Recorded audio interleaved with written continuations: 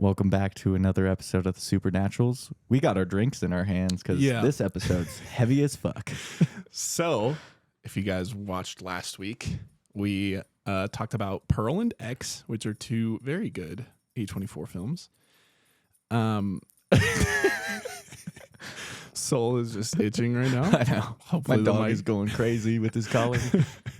So, there's that. Okay, so diving back into it. Thanks, Soul.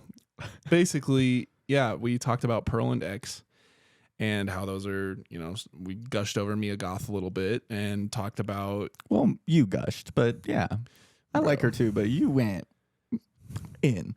I fucking love Mia Goth, dude. I don't know what else to tell you. It's crazy. So we talked a little bit about that, and then we basically wanted to do that episode and watch those movies because the third and final film, Maxxxine in the X trilogy, comes out here in the next couple weeks. So for you guys, beginning of July, this episode will literally drop like 2 days before the movie comes out. Yep. So we're gonna do that. Hopefully, basically what we've seen from the trailers though is that. Yeah, you know what? Fuck it. Let's talk about the trailer a little bit. All right, let's dive in. Yeah. So, from what I remember, because I watched it a few days ago, but you see her end up making it to Hollywood, right? She becomes an actress there, and she's trying to make it big because her passion is being a star, right? So she's working hard, trying to find her way in L.A., and a lot of things go awry, it seems. Yeah. Maybe not in her favor, maybe some in, but then there's more to it than we really realize. Yeah, they don't really show too much of the story, which I mean, if you guys listen to the Long Legs episode, we love that. Yeah. And yeah, I think it's where you're left. The thing that's getting me in the trailers is the star-studded cast. Oh, I know. It's crazy. There are so many good actors in that. We also love Lily Collins, and she's in that. So that's shout out Lily. Lily Collins. So she's.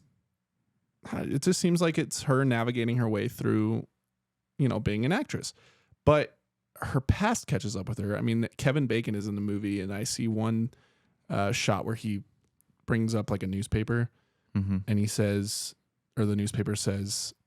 Porn star in like Texas or whatever. So like obviously that's when because that's the whole thing. She was doing dirty movies. Yep. So it seems like they're gonna figure out who she is and what happened to her and stuff. But then things get a little weird when they bring in. Now this is Hollywood, like L.A.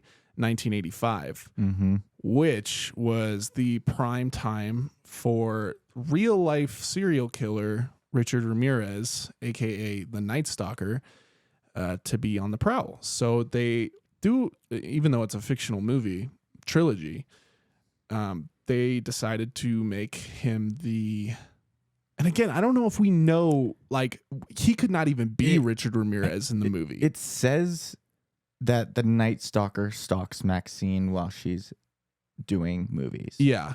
And that's kind of all you get. But Jake and I, looking at it, it could not be. It could totally just be like Ty West just decides, oh yeah, the Night Stalker is going to be somebody from the past and not even be Richard Ramirez because he's so fucked up. Right. But we don't know that. And we know that 1985, the Night Stalker was on the prowl. Therefore, we're going to talk about that fucking guy today. Yep. And how it ties all together and, just his life story. And we find it important to talk about. Yeah, but it's truly really heavy. It's okay. So in order to get through today's episode, this would be perfect for a sponsorship. I know. If you got any sponsors out there want to sponsor us, I got a little screwdriver here. You can see it. Yeah, there it is. I got like 2 shots of vodka in there. Yeah, and I got a nice vodka cran. Yep. So if you guys are paying attention to our episode, our suggestion is to grab a little drink if you're old enough, obviously. Yeah, do not do underage drinking. Yeah, just drink, please. Just get a little high apple juice. some apple Capri juice. Suns? Do Capri Suns slab? Okay, I would drink a Capri Sun right now. So yeah. if you are still young enough that your mom is buying you Capri Suns, go snag a Capri Sun. You know, get a little blanket on, get snuggy. Because we usually like to keep it light here, a little fun here on the Supernaturals. Not today. Yeah, this guy was a piece of shit, man. So back to the trailer. Really quick, I think they're going to do some, I don't know if I said this in the last one, but Once Upon a Time in Hollywood.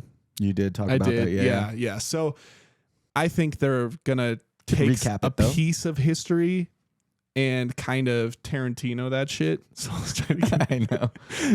They're going to try to Tarantino that shit. Ty West is, and he's going to change up like a piece of history and make it so that like maybe Maxxxine kills this fool in the end or something. Which would be really cool. I would prefer that, as opposed to like put this guy down. Yeah. I would rather see that than him killing Maxxxine. Yeah, I kind of hope he's not like the forefront of the movie. Yeah, I hope it's about Maxxxine and like the horror element is him. Yeah. But I do hope that in the end, you know, she releases her inner Pearl and fucking stomps his ass. Because so here's how that we're going to do this episode. Jake and I both did research on different parts of his life. And, you know, usually while we'd like to just have bullet points and, you know, talk about it and stuff, we don't want to kind of fuck anything up because it's important. He killed a lot of people and really, really horrible piece of shit motherfucker, you know. Very true. So it's pretty sensitive stuff. So we both did some pretty extensive research on the guy and we typed up our own little things and we're just going to read those. So it might sound a little, I guess, scripty. Yeah, scripty. But I mean, I don't know. I just think that it's more respectful and important to portray it correctly. I think, Yeah, exactly. Without trying to like scramble words in your head. Yeah. So, I mean, if you guys don't like that, obviously you can let us know for sure. But I do think that we would rather, have you guys upset about us for scripting something as opposed to you guys getting mad at us for, fucking something up and not being accurate. Right. So, shall we begin? I think so. All right. I need another sip. Little sip. Sip time. Yep. Ladies and gentlemen, sit back, relax, and get ready. Yeah, this is not going to be pleasant. So I'm going to basically talk about his early life into his, his shit. His murders. Yeah. All right. So born as Ricardo Ramirez, Richard was born on February 29th, 1960 in El Paso, Texas. He was the youngest of 5 children, and he was raised Catholic. His dad, Julian, was a former police officer who, at the time of Richard's birth, worked on the railway. Julian was, however, an alcoholic and would often have fits of rage where he would beat his wife or children, or sometimes both, at the same time. This led Richard to begin his substance usage at age 10 when he would smoke weed and drink alcohol. Apparently, Ramirez was knocked out too many times by his father before he was 6 years old, which led to major health issues like epilepsy and a schizoid personality disorder. While his dad's abuse led to major issues in Richard's life, it is believed that when he was taken in by his cousin Miguel Valles, that is when he began his descent into who he would inevitably become. This is because Miguel had served in the Vietnam War, and he was really not a good person. He would often brag about how he raped and murdered women over there, and he even showed Richard Polaroid pictures of those women. I mean, he would show off and stuff. While that sounds extremely disturbing to us, Richard was fascinated by the stories and actually wanted to hear all of them. Miguel even taught Richard some of his stealth and military maneuvers, which he would obviously use at a later date. During this time, Richard would use those skills to sneak out of the house and sleep into a local cemetery to escape his dad's rageful episodes. However, his dad would catch him and actually tie him to a crucifix in the cemetery overnight as punishment for doing so. Then, on May 4th, 1973, Ramirez actually saw Miguel shoot his wife in the face with a pistol during an argument. Miguel was eventually found not guilty by reason of insanity, and what they said was a post-traumatic stress episode. After the shooting, Ramirez was standoffish and actually became quite the loner.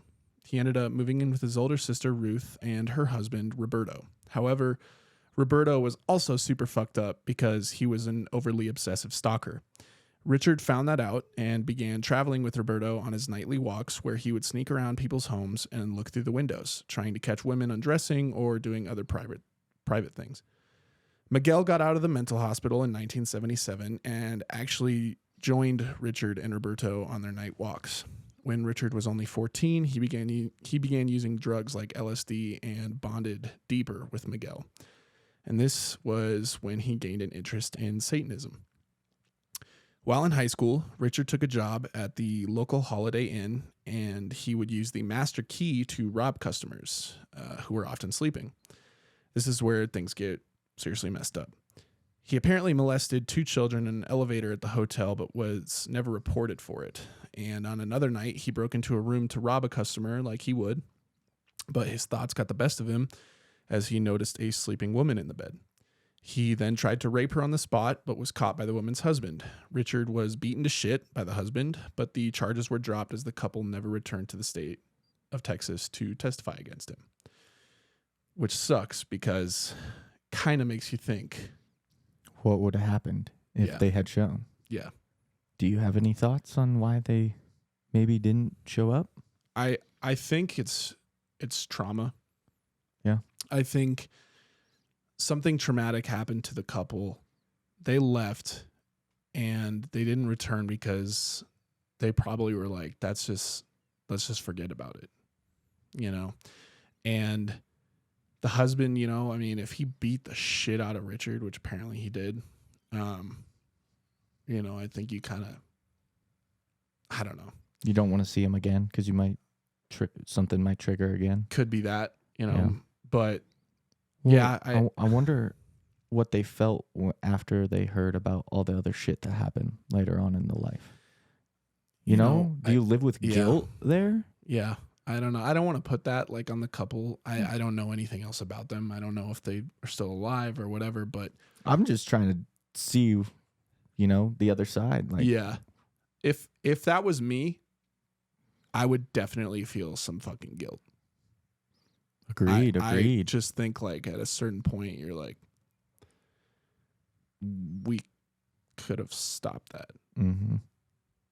But I don't want to, you know, I really don't want to put that on them. You know what I mean? So, because it really wasn't their fault. And you can't know that. No, of course not. And it was, I mean, this guy, it was his fault. It's solely his fault. You know what I mean? He chose to do the actions he did. Exactly. Yeah. So I would say it's not their fault at all. But yeah, I would like to know a little bit more about them and just see if they even ever realized, you know, that he ended up doing this stuff, or if they just truly like just ignored it or didn't know about it. Or but anyway, so he got let off. So that was some crazy shit. He dropped out of school at age 22 and moved to California. And that's, you know, when he began to use cocaine, which would remain his substance of choice. He would break in and rob people just like how he did back at the hotel. But it was strictly for money to help sustain his cocaine addiction. Now we're going to go into the murders. So the Night Stalker murders went from LA all the way down to or up to or wherever to San Francisco. Yep. And back and forth and shit like that. So yeah, he was always on the move. He was always, I mean, I'll talk about this in a second, but he was always looking at the news. He was always watching the news to see, you know, if he could get ahead of the police, see where they were, see if they were tracking him and how they were tracking him and things like that. Yep. So, all right. This is his first reported murder. However, this didn't get connected to him until later. So it was like 2009, I think. But this was technically his first murder. So on April 10th, 1984, a 9-year-old Chinese American girl named May was with her 8-year-old brother walking around trying to find a $1 bill that they had lost. Ramirez saw them and told May that the bill was in the basement of his apartment building. And he led her there, which was when he beat and raped her before he stabbed her with a switchblade multiple times until she died. He then left her body hanging on the pipe using her blouse. Unbelievable piece of shit. So, fuck this guy. He began his murder spree, which eventually made national news, where he was then dubbed the Night Stalker. He had a couple other names, but the Valley Murderer or something like that. But the Night Stalker is the one that, stuck and everybody knows him by. So the first of these murders, his Night Stalker murders, was on June 28th, 1984. Sorry about that. Where he broke into 79-year-old Jenny Vincow's apartment in Los Angeles and stabbed her repeatedly in the head and chest, and her neck had been cut so deep she was nearly decapitated. On March 17th, 1985, he followed 22-year-old Maria Hernandez home as she pulled into her garage. He approached the window and shot her with his handgun. However, she raised her hands in self-defense, and the bullet ricocheted off her car keys, which actually kept her alive. She played dead as he walked into her house, started looting. Her roommate, though, 34-year-old Yoshi, I don't know how to pronounce the last name, saw Richard in her home and ducked behind the kitchen counter. But he waited until she peeked her head up and shot her in the head. As he left the home, he was walking down the street and just randomly carjacked 30-year-old Veronica Yu out of her car and shot and killed her.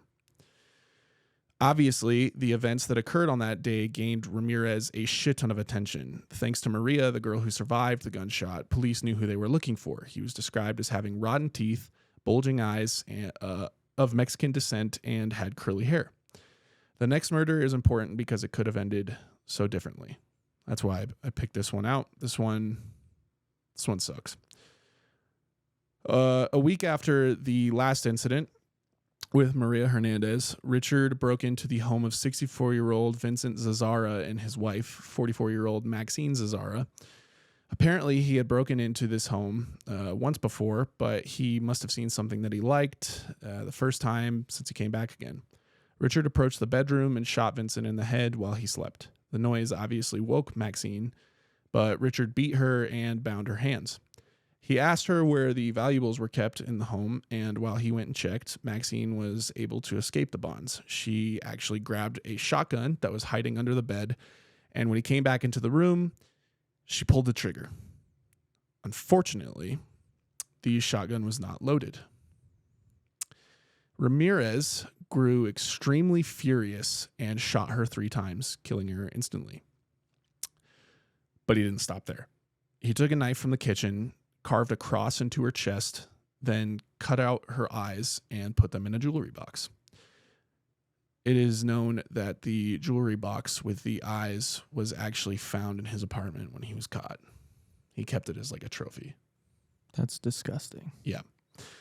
If that isn't horrible enough, he attempted to actually have sex with her dead body, but he was in a state of shock after almost dying at the hands of the shotgun blast that he was not able to get an erection. Jesus. That makes me think, the scene in X when she points the loaded gun or points the gun at Pearl and it clicks too? Yeah. It's kind of an interesting connection that her name is Maxxine and she pointed a gun and it clicked. And then this one, she points a gun at Richard and it clicks. Yeah, and then he decides that the Night Stalker is going to be the bet. Yeah, isn't that weird? That's an interesting connection for sure. I don't think it might not correlate at all, but yeah, I was just going to say I don't think he's going to it just made me think Maxxine of that after this probably victim. but which I hope he doesn't, you know, I mean, but it is interesting how maybe in the movie she'll aim a shotgun at him and it'll actually blow his little ass away. Yeah. I can only hope that that's the case. Yeah, so obviously the guy was an absolute fucker. The next few murders, though, he would begin using a calling card, which was a pentagram. He, you know, the star with the circle, for those of you who don't know, it is used in Satanism.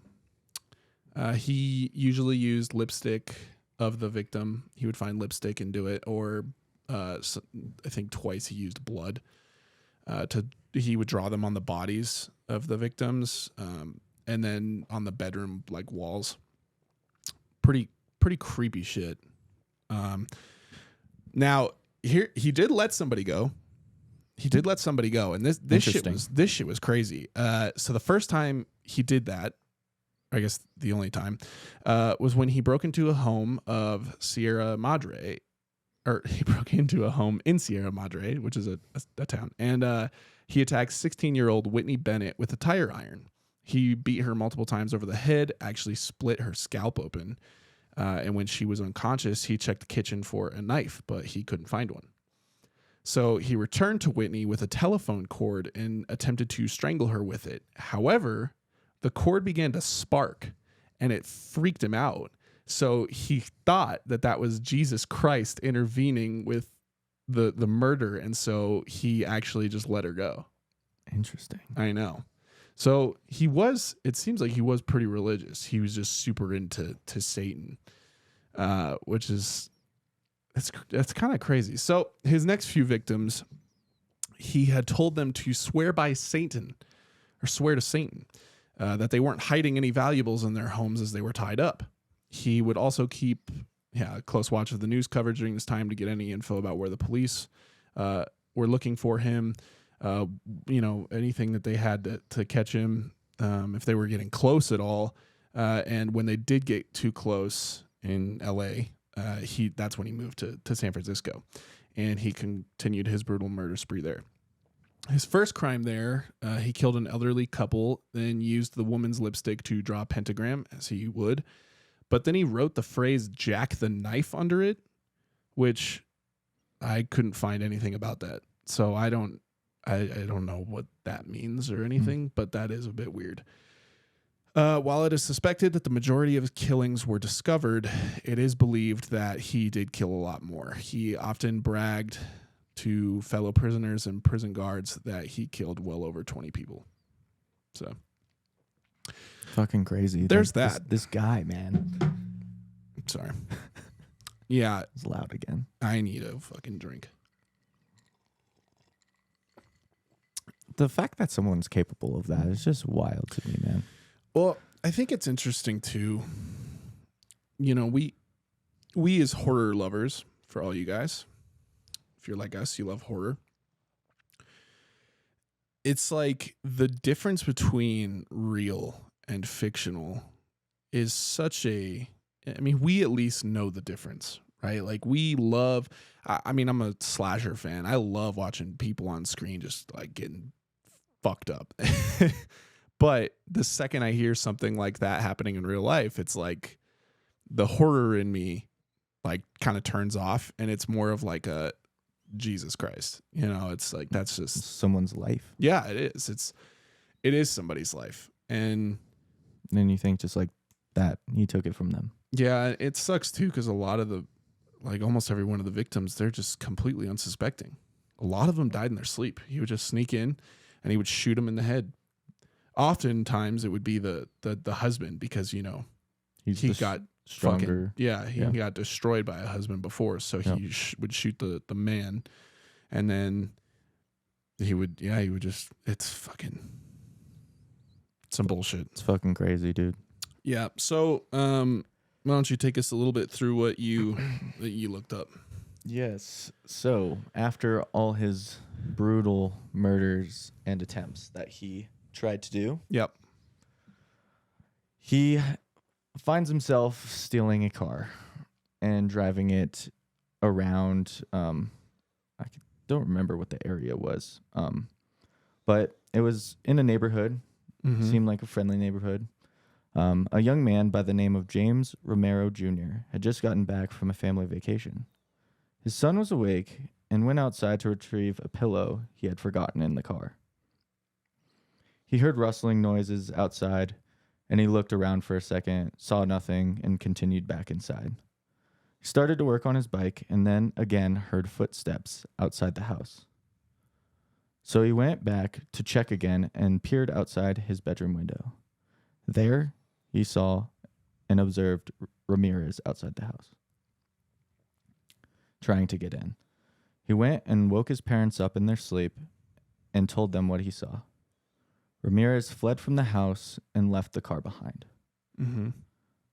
Romero ran outside and took note of the color, make, and model license plate of the car parked outside. He contacted authorities about the incident soon after. Now, that car is important because it helped identify where these other crazy attacks were coming from, and like other reported stolen cars. Other reports of the stolen car in the San Fran area.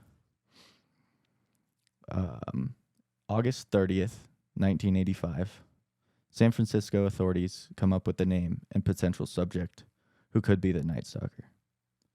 They do some research on people that have the name Richard Ramirez, and they come up with 8 results in the LA area. From the results, they manually compare a set of fingerprints they had found at a scene of one of the Night Stalker's victims' car on the rearview mirror. So they got a print of him. Yep. Crazy. He was actually pretty good at wiping away his prints. Yeah.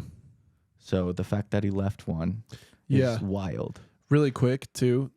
You don't have the thing about the shoes, do you? No, I don't. So one of the things that he saw on the news was this guy was really good at like getting rid of evidence.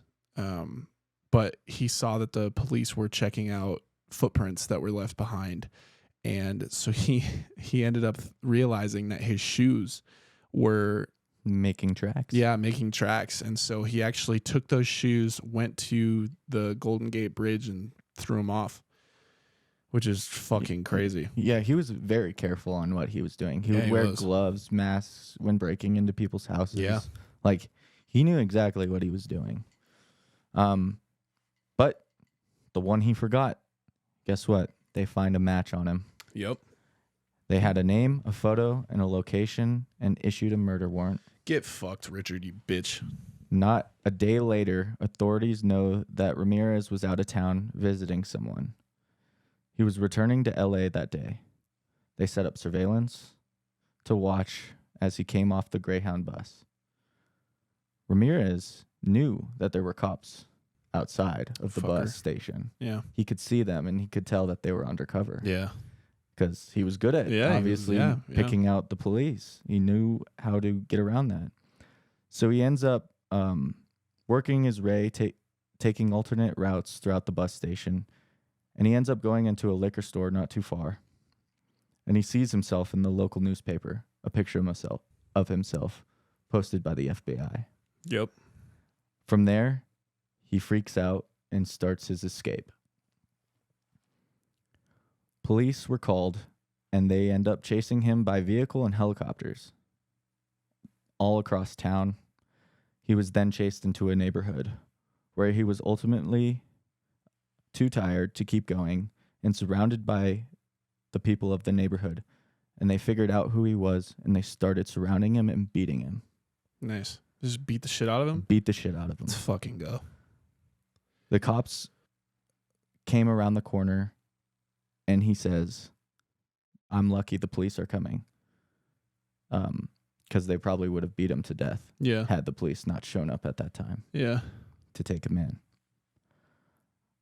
He ended up getting caught that day, and that ended his long acts of violence. He later said while sitting in the cop car, "I turned to all the people around me and I spit at them. I stuck my tongue out at them, and if I had a pistol, I would have made them scatter. They would not have been as brave as they thought they were. Jesus. That's fucked. That's so fucked. Like, dude, the fact that he thinks like that is just, it really messes with your head. Like, I just don't understand it. I don't. I don't think you do. You know, I think like with all the shit that I can't remember who it was, but one of the doctors that was doing his psychiatric shit, he said he wasn't a born psychopath. Mm-hmm. He was a made psychopath. Yeah.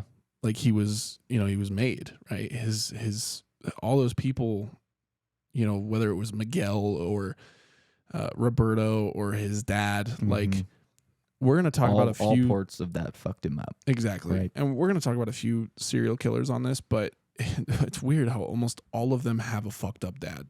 Literally. Yeah. A lot of them do. It's just crazy. Yep. Ramirez was taken to the Hollenbeck police station. There, citizens surrounded the station trying to witness the Night Stalker. He was put into the same prison cell as the Hillside Strangler. To make him feel important and try to persuade him to an interview and answer questions they had for him. Interesting. Yeah. Also, during his time in prison, he began becoming really famous, and the type of mail he would receive was mind-blowing. Girls were sending him photos of themselves, basically giving up their bodies to him, so many wanted to fuck him. Isn't that wild? It's just like, the people, do you not realize what this man has done? Dude, honestly, I don't get it. But I've seen, you know, I mean, I don't have TikTok, but I've definitely watched like videos and stuff, like, you know, these freaky looking dudes. I mean, I don't, you know, they could be attractive to them or whatever, but I think like they're just doing this like weird shit, you know, and like stuff that shouldn't be, you know, like I guess out there. It shouldn't be pushed, like this kind of behavior. And these girls are like just throwing themselves at these guys. And it's like, what are you doing? The same shit happened with Ted Bundy. Yeah. Fucking ladies. What are you guys doing? What are you doing? Go ahead. Usually people wanted to stay away from people like that who hurt others, but these girls wanted the Night Stalker. I personally find that disturbing. If you ever see photos of this guy, he looks like he has a lifeless look in his eyes, and evil lurks within. Some people feared being in the same room with him and could even feel something was just off by his presence. Yeah.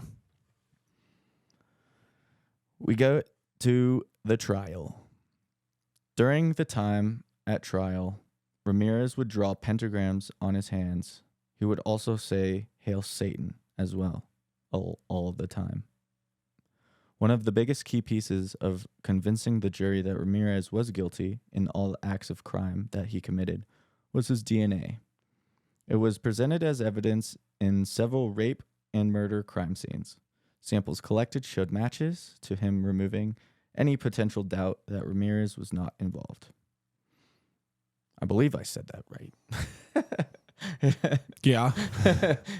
Sometimes like double negatives always confuse me. No, I get it. Obviously, the defense representing Ramirez had to try and win their side, right? As the defense needs to do for representing their client. Yeah. They cast multiple strategies saying that they had the wrong man. They tried to dispute the DNA evidence presented from the crime scenes, but to no avail. Their counter-arguments were just not convincing enough and failed to deflect or defend any attack done by the prosecution. On August 14th, now this is crazy, one of the jurors actually didn't show up. She goes by the name Phyllis Singletary, and she just wasn't in the courtroom that day. Okay. It turns out that she was later found dead in her own apartment. What the fuck? Yeah. So people were skeptical. They had questions.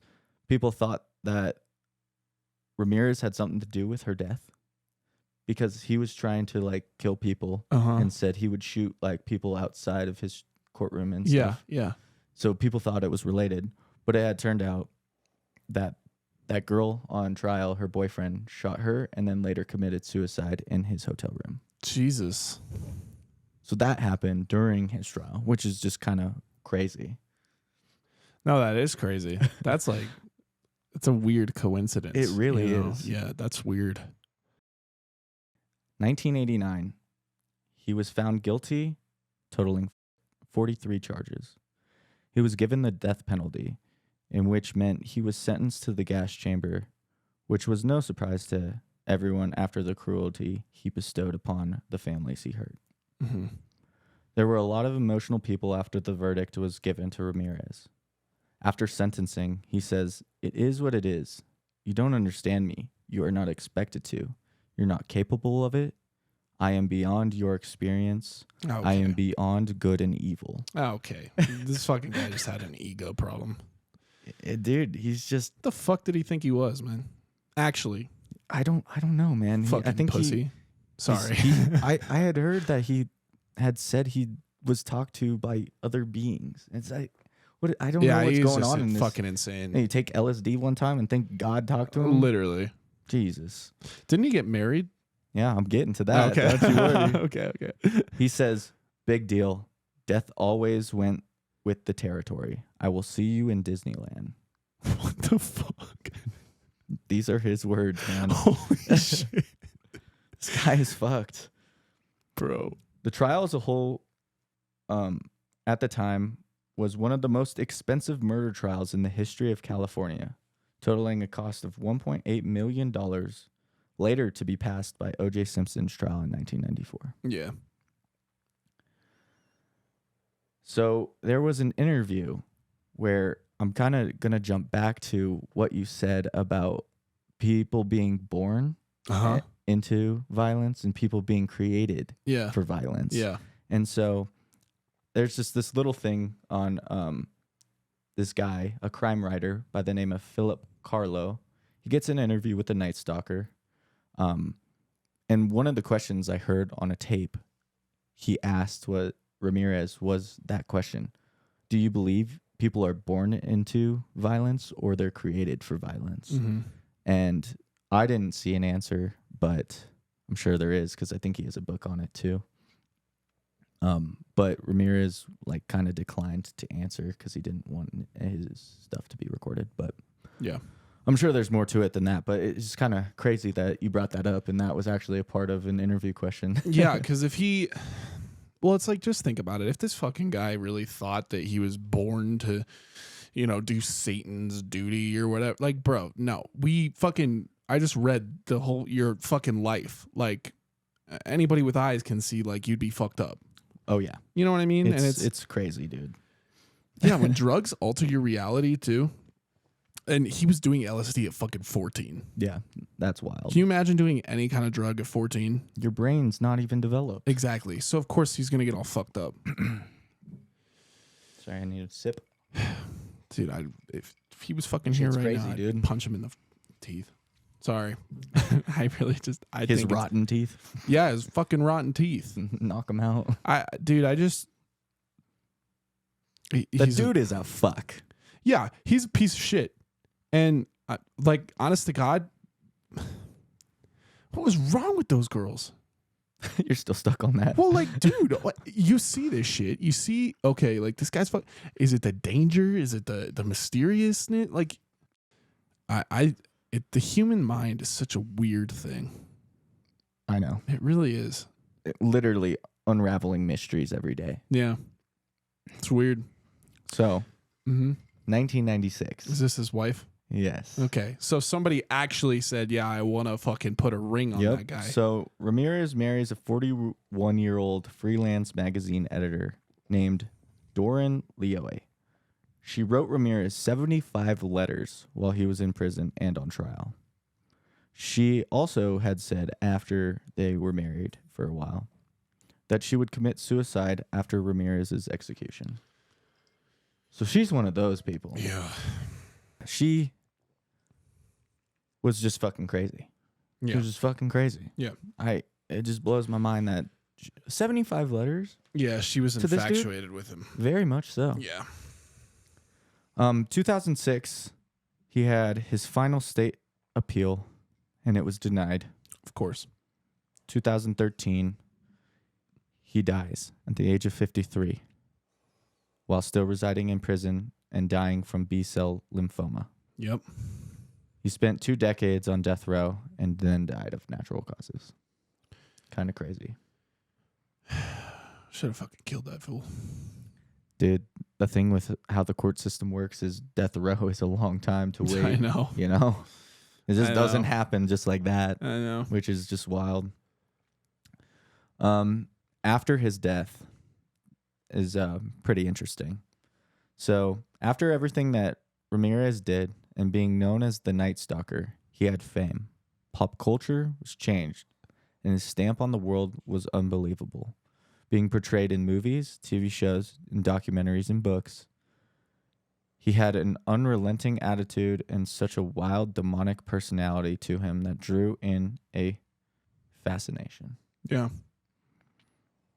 While others hated the glorification that he got, years later, the crimes of the Night Stalker had impacts of true crime awareness for how security system technology has advanced and now how you have home safety and being cautious of what or whom may come and try and come into your house at night. It's true. And that is him in a nutshell. You know, I mean, to that extent, though, I think it's really good to have security systems at your house. You know how many times we're fucking ready for people? We could be more ready, but if someone's going to fucking break in here, dude, they're going to get fucked. Yeah, so I guess I'll fucking say it. I have a hatchet. I'm releasing my inner Viking. I have a hatchet next to my bed, literally like right in the fucking bed frame, like in between the bed frame and the mattress. And it's strictly used for me to just fucking, if somebody breaks in, they're getting a hatchet straight to the dome piece. I mean, obviously you can say it's a little easier to just shoot them. Just shoot them. Yeah. But I think, you know, get a hatchet to the dome, bro. Nah, man, if I think you need a dog. Yeah. Dogs scare away burglars. If you guys like dogs, you know, that's good. If you don't like dogs, you should like dogs. And if you like cats, then get a dog. And if you don't like weapons, get a fucking weapon. Get one. You know, I mean, don't be like the final girls. Just be ready. And yeah, I mean, I think it's like you don't have to use it. Obviously, you never have to use it. Hopefully, you never have to. But it's I always say it's better to have it and not need it than need it and not have it. 100%. And that can go for anything in life. I mean, it really can. Oh, yes. But I think if somebody is trying to break into your house, you should be fucking ready. Mm-hmm. You know, I actually, I watched these horror videos, you know, of like, they're like real life encounters and shit on, you know, it could be like a dashboard cam or something like that. But if it's a carjacking or, you know, a robbery or something like that, they actually, what I've come to realize is that you don't ever want to be the victim. Right. The second you like, let's say like somebody pulls up to you and they're like, they pull out a gun and shit and they're just like, oh, I'm going to rob you. And you're like, oh my God, I'm sorry. Like, oh my God. And you give them what they want. You're at their mercy. Mm-hmm. Right. But the second you were like, fuck that. And you fucking like drive straight forward, like run them over or fucking clip them or something. Like, yeah, there's that chance they'll shoot at you. That's true. There's that chance. But there's also a chance that they're not going to do it and that the gun wasn't even loaded or like it wasn't like the point is if somebody's after your ass, I think it's the worst thing to do is to play the victim. You got to fucking fight, man. And I could agree. be getting some heat right now in the comments or whatever. You could totally just be hating on me. Guess we'll see. But I genuinely think that the second you play the victim, your odds of like, not making it out of there, I think skyrocket. It was like that one story of that shooter, I think, at Kansas City, where the motherfuckers actually went and tackled the fucker. Yeah, exactly. Right? They take matters into your own hands, trying to save other people. If you see the opportunity arise, fuck them up. That's what fuck them up.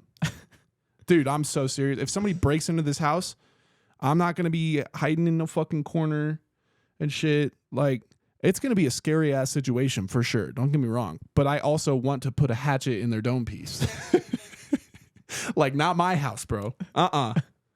Pick the wrong house today. Fucking somebody just like, they sit down, like I'm eating dinner or some shit. And I'm just like, pull out the pistol and just put it on the fucking thing and just look at them. Some mafia shit. No, I'm just kidding. Well, guys, it's been a fun, intense, and a little bit of fun again at the end episode. So we appreciate you guys. We'll plug our Patreon. Check that out. Yes, we're gonna have content on there. Some content on there now, so that's good. We appreciate you guys. Thanks for listening and watching, and we'll catch you next time on the Supernaturals. And we will see you around the graveyard. Thanks for listening to this chilling episode of the Supernaturals. For your protection, make sure to like and subscribe on your favorite podcast platform. And stay tuned for the next episode.